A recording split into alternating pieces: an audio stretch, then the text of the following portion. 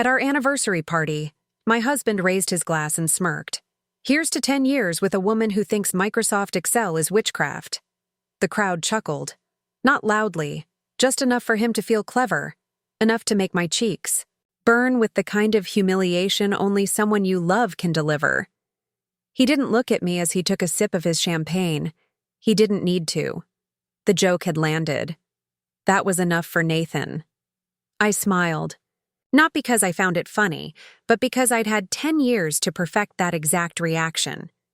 Just the right curve of the lips, the faint tilt of the head, the eyes that said, "Oh, Nathan." Without saying a word. My expression was so well rehearsed that even I almost believed it. Almost Nathan always loved being the smartest man in the room, and I made it so easy for him to believe he was. He built an empire in tech, something about automating workflow integrations for mid-size enterprise clients. I never pretended to understand the specifics, which, of course, only made him more dismissive over time. "You're cute when you try to talk business," he'd say, tousling my hair like I was a golden retriever with a briefcase. I was once a high school English teacher, back when I thought changing lives meant teaching teenagers how to spot metaphors in the scarlet letter. I gave that up when Nathan's company took off, and we moved from our modest condo in Durham to a sprawling glass and steel home just outside Austin. He said it would be temporary. Just until we settle in, then you can go back to teaching if you want. But somehow, temporary stretched into years, and I, Emily Harper, went from literature teacher to Mrs. Harper, the sweet one who always brings lemon bars to board meetings. No one asked if I missed the classroom. No one asked if I missed being seen. That night, as the party continued around us, elegant waiters moving like shadows between tables, jazz humming just beneath the din of laughter, I watched Nathan bask in the spotlight. The custom banner above us read, "A decade of love and legacy." I wondered if anyone realized which part he valued more. He was telling the story again. The one about how we met. She was sitting at the university cafe reading Pride and Prejudice and drinking tea, like a character from a Jane Austen film. I thought, this girl's either brilliant or insufferable. Turns out she's both. Laughter again. Nathan always made sure to remind people I had a literature degree, not an MBA, not computer science, just stories and symbolism and moral dilemmas.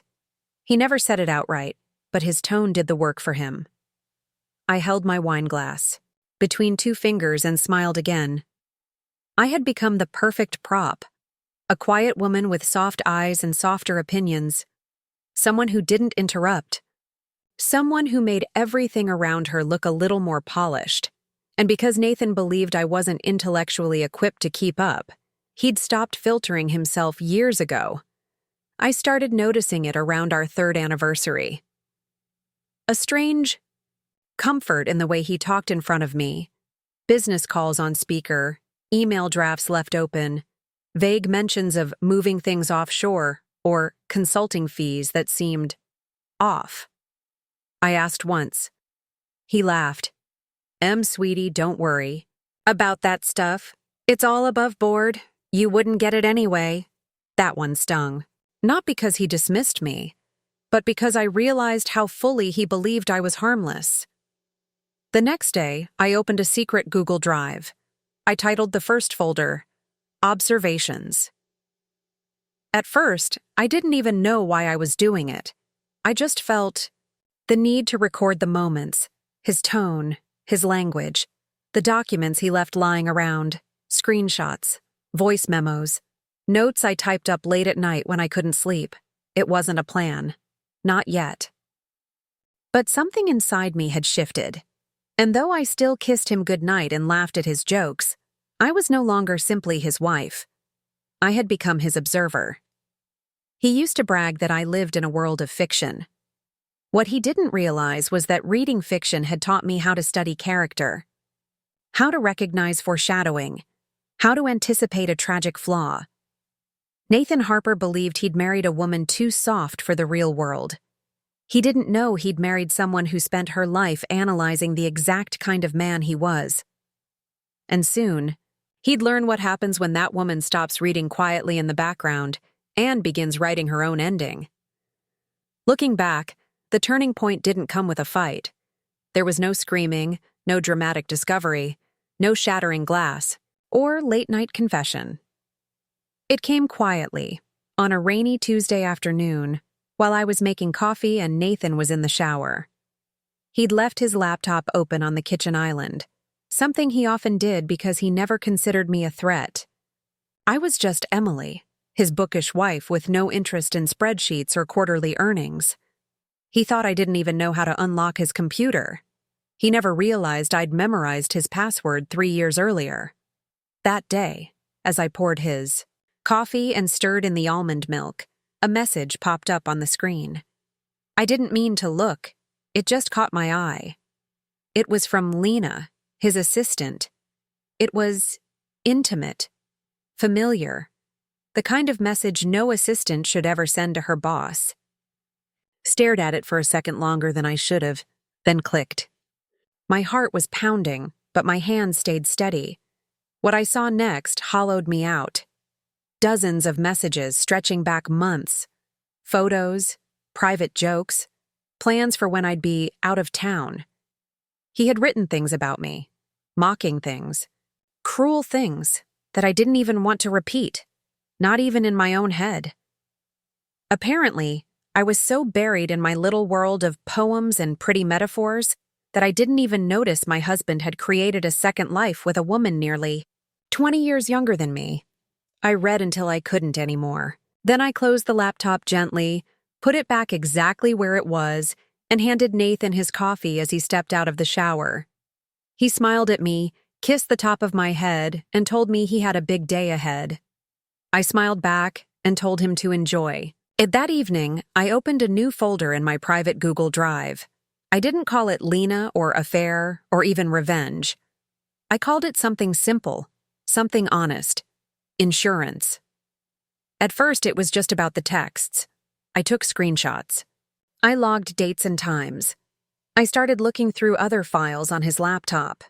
Nathan had always been careless when it came to hiding things, because why would he hide anything from someone he thought was too clueless to notice?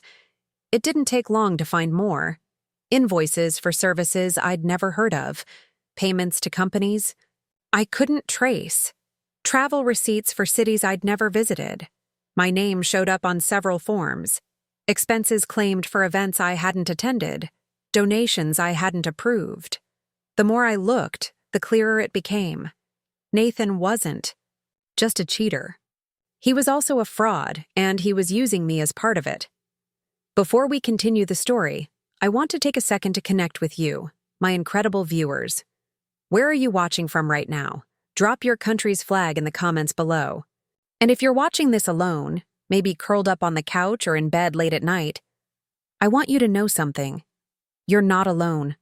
Not in this moment. Because I'm here, telling this story with you. Back to Emily. Once I understood what I was looking at, I reached out to someone I hadn't spoken to in years. Isabel Tran. We'd met in grad school. She went on to law school. I went into teaching. She had become a sharp, well-known attorney in Houston, dealing with complex divorces and financial crimes. I told her I wanted to meet up, just two old friends catching up. When we sat down for coffee, I played it casual. I asked her hypothetical questions.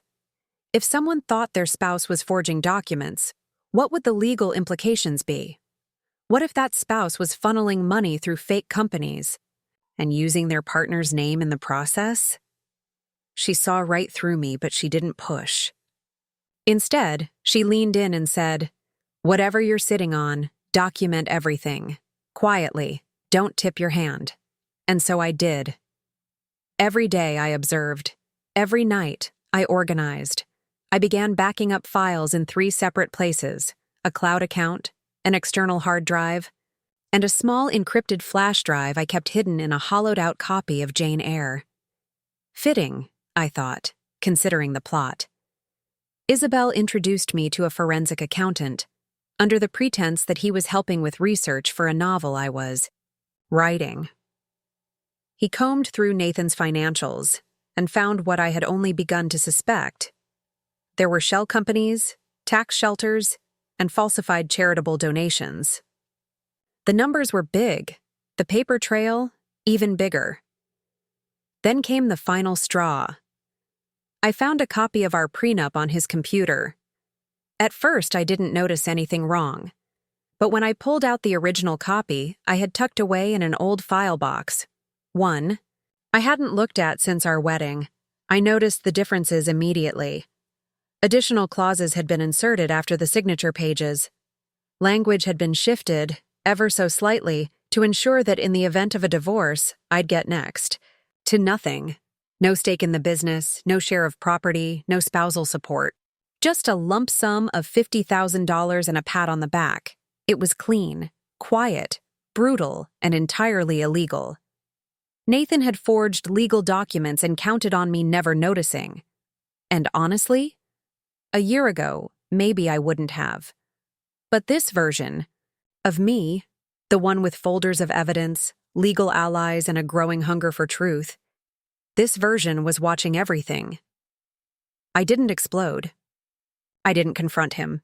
I didn't cry. I smiled. I cooked dinner. I kissed him goodnight. And then I turned on the voice recorder under our bed. He had no idea. He thought I was still the woman who wandered through novels and daydreams. The wife, who got lost in her book club and couldn't tell the difference between a tax write-off and tax evasion.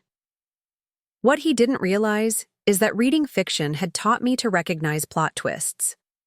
And Nathan Harper's story was headed straight for one. He just didn't know I was the one writing it.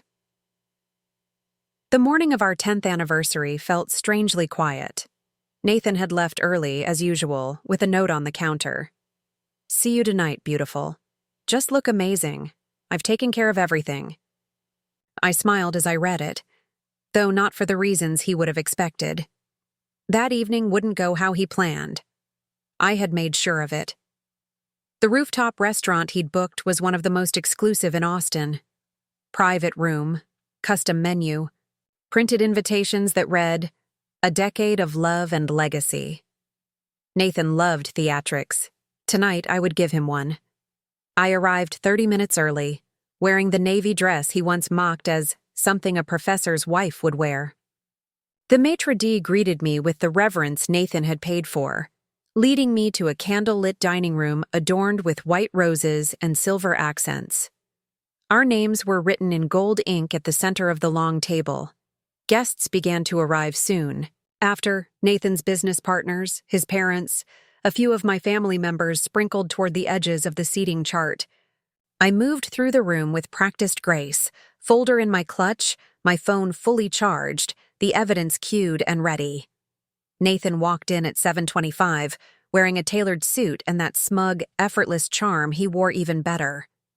He crossed the room, kissed my cheek, and whispered, "Ready for the toast of a lifetime?" "More than ready," I said, meeting his eyes. Dinner unfolded like a performance we'd both rehearsed 1,000 times. He held court with his colleagues while I played. The charming, attentive wife. But beneath the surface, tension simmered. With every course, the moment drew closer. Finally, as the plates were cleared and dessert waited just beyond the kitchen doors, Nathan stood. He tapped his glass. 10 years, he began, raising his champagne. They say opposites attract. I'm the numbers guy. Emily, well, she reads novels about Victorian ghosts and lost love. But she's been steady, simple, safe. A few chuckles rose uncomfortably. I've always admired how little she needed to understand my world, how she trusted me to take care of things. So here's to 10 years of a beautiful, uncomplicated life. He drank. The room clapped, politely but tensely. I stood. I'd like to say a few words. Nathan gave me a surprised look, mildly amused, slightly patronizing. I reached into my bag and pulled out the folder. Thank you, Nathan, for reminding everyone how much you value simplicity. It's true, I've been quiet. But not clueless, I placed the folder on the table in front of him. This is our prenup. The real one. And this, I flipped to the altered version, is the one you edited after I signed it. Gasps. Heads turned. Nathan's expression twisted. That document is invalid, just like your promises. Then I lifted my phone. And for those wondering why Lena's name came up on your phones just now, well, let's just say your assistant plays many roles. Across the table, screens lit up with messages and images. Shock spread like wildfire. Nathan stared at me, stunned. What did you do? I paid attention, I said calmly. Something you never thought I could. As murmurs filled the room, the doors opened. Isabel stepped in, briefcase in hand. The divorce papers, I said, nodding toward her. We're just in time for dessert. And just like that, the man who once believed I was the safest bet of his life realized he'd bet everything on the wrong woman. For a moment, no one moved. The dining room was frozen in a kind of suspended disbelief. The only sound was the faint clink of someone setting down their wine glass too hard. Nathan looked like someone had knocked the air out of him. His mouth opened, closed, then opened again, but no words came out. He stared at the folder, at Isabel, at me, as if waiting for someone to explain how this had all turned upside down. But no one did, because deep down, everyone knew. They'd just never expected me to be the one who turned the knife. Daniel, his business partner, was already flipping through the printed prenup documents with a lawyer's caution. Is this real? He asked quietly. You altered a signed contract, Nathan? Nathan didn't respond. He looked around the room, searching for allies. They were gone. Phones buzzed. Conversations erupted in hushed, urgent tones. People were reading the messages, the photos, the emails, his affair, his lies, his fraud, all exposed in real time under candlelight and crystal chandeliers. Then the doors opened again. 3 men in dark suits stepped inside, calm and official. One of them approached the table, holding up a badge. Nathan Harper? He asked. Nathan blinked. What the hell is this? We're with the IRS Criminal Investigations Division. We have a warrant for your arrest on charges of tax fraud, wire fraud, and falsification of federal documents. Gasps. Someone dropped their fork. Nathan stood up, knocking over his chair. You can't be serious. I told you, I said quietly. I submitted the report months ago. You reported me? His voice cracked. I looked him dead in the eye. You forged my signature. You used my name to cover your crimes. You lied to me every day for years, and you laughed while you did it. The lead agent nodded to his colleague. We'll finish processing this at the office. As the agents cuffed Nathan's wrists, a hush fell over the room. He twisted toward me one last time. You're throwing away everything we built. No, I said. You already did. I'm just making sure it ends where it should. They led him out through the same doors he had walked through with so much confidence just an hour earlier. The man who had toasted to 10 years of control and condescension was now being escorted to face the consequences of his own arrogance. Once he was gone, the energy in the room shifted. Some guests quietly excused themselves, slipping out with murmured apologies. Others hovered, stunned, like they were waiting for someone to call it all a joke. Claire appeared at my side with 2 glasses of champagne. She handed me one, then held up her own. To the quiet women, she said, smiling. I clinked my glass against hers. To the ones they never see coming. Weeks passed, then months. The story made the rounds, of course, not just among Nathan's business circles, but online. A whistleblower wife exposing a tech CEO at his own anniversary dinner. It was too cinematic not to spread. But I didn't give interviews. I didn't respond to emails from journalists or talk shows. Instead, I went back to something I hadn't touched in years, my writing. I started small, notes, ideas, outlines. Then I wrote a chapter, then another. By the time the trial began, I had a full manuscript. It was called Plot Twist, A Woman's Guide to Seeing What They Don't Want You to See. It was part memoir, part financial literacy, and part love letter to the women who'd been told they weren't enough, weren't smart enough, loud enough, strategic enough. A small publisher picked it up. Then a bigger one called. Then it spread. Book clubs, podcasts, women's networks. Apparently, there were a lot of Emilys out there. Quiet women with full eyes and full minds who had been made to feel small for far too long. I started teaching, again, part-time at a community college in Austin. My course was technically called Modern Literature and the Subtext of Power, but everyone just called it the class that taught me to never ignore my gut. And every Friday night, I hosted a small workshop out of a local bookstore for women interested in financial independence. We covered everything from budgeting and credit reports to prenups, red flags, and asset tracing. The seats filled up fast. One night, as I packed up my things, a woman lingered near the door. She was young, maybe late 20s, holding a notebook, close to her chest. "You probably don't remember me," she said. "I used to work for your husband. I was Lena's friend." I raised an eyebrow but said nothing. I just wanted to say, I didn't know how bad it really was. I should have. "I'm sorry," I nodded once. Not because I forgave her, not yet, but because acknowledgement was a start. As I left the shop and stepped into the cool night air, I felt something I hadn't in a very long time. Peace. Not the fragile kind you fake at dinner parties, but the deep, quiet kind that comes after. A storm. The kind you earn. My life didn't look the way I once imagined it would. It wasn't tied to someone else's last name or someone else's dreams.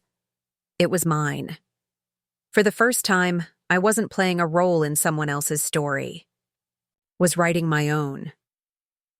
This story reminds us that silence doesn't mean weakness, and being underestimated can be our greatest strength. Emily's journey is about reclaiming power, finding self-worth, and proving that no one should ever mistake kindness for ignorance. So, what about you? Did this story hit home? Drop a 2 in the comments if you liked it, or a 7 if it wasn't. Your vibe. And if you found value in this story, please give it a like and subscribe to the channel so we can keep sharing more powerful moments like this together. Your support means the world.